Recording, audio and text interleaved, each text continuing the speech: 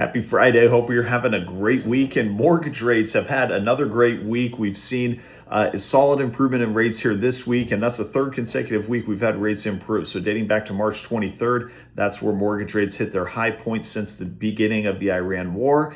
And the biggest driver in mortgage rates moving higher during that time is the increase in energy prices. And so, if the cost of energy moves higher, that filters its way through the rest of the economy and can cause an increase in inflation. And that is a concern for the bond markets, especially if it is a prolonged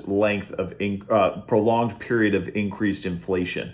So bonds, are most heavily influenced by the prospect of inflation, and especially inflation that's going to stick around for a long period of time. So, as goes this conflict, rates have gone with it, and what we're seeing now is mortgage rates starting to approach where they were before the Iran war began. And that was tied for a 3.5 year low for mortgage rates. And over the last 3.5 years, we've hit that point two other times. And each time we've hit it, it has been a floor of resistance, and rates have not been able to break beneath that level.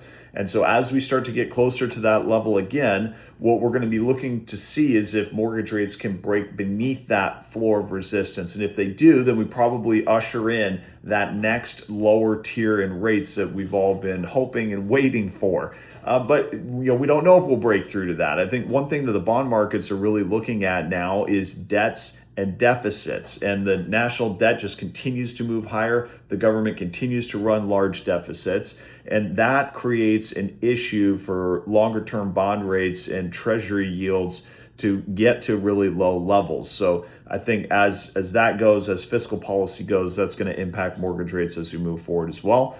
But for now, we'll continue taking this improvement. It's definitely a welcome sign. Hope you have a great weekend.